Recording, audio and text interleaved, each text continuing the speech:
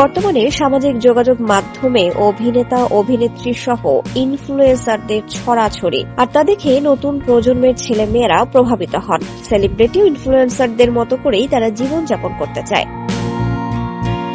Miss universe ও বলিউড অভিনেত্রী লারা দত্ত এবার celebrity ও ইনফ্লুয়েন্সারদের জীবনযাপনের পেছনে লুকিয়ে থাকা বাস্তবতা নিয়ে মুখ খুলেছেন। বিশেষ করে তরুণ প্রজন্মকে জানানোর জন্যই তিনি এই বিষয় নিয়ে আলোচনা করেছেন। সাক্ষাৎকারে লারা দত্ত বলেন, আমি কেবল নতুন প্রজন্মকে জানাতে চাই, আপনারা যে গ্ল্যামারাস বিষয়টি দেখেন, তারকাদের প্রতিনিয়ত নতুন পোশাক বা নতুন নতুন জিনিস ব্যবহার করতে দেখেন, তাদের বেশিরভাগের ওপরেই আমাদের নিজেদের মালিকানা থাকে না।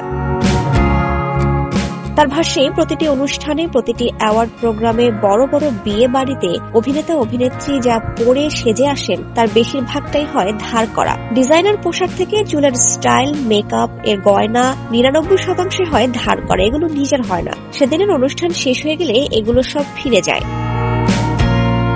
তিনি আরো বলেন, শুধু মেয়েরাই নয়, ছেলেরাও বর্তমানে সোশ্যাল মিডিয়ায় এসব দেখে প্রভাবিত হচ্ছে। বর্তমান প্রজন্ম নিজেদের সত্তাকে ভুলে যাচ্ছে, অন্যের মতো হয়ে উঠতে চেষ্টা করছে। লারা দত্ত আরো বলেন, এই ব্যাপারটা যেন বিপ্লবের মতো ছড়িয়ে পড়ছে, একটা মোটেই ভালো কথা নয়। যাতে সামাজিক যোগাযোগ মাধ্যমে তাদের কোনো খুঁত ধরা না পড়ে, তার জন্য তারা প্রচুর ফিল্টার ব্যবহার করে। তবে আমাদের সন্তানদের আরো শক্তিশালী, উন্নত করতে হবে। তারা কে এবং তাদের মূল্য কি তা তাদের আরো ভালো করে বোঝাতে হবে।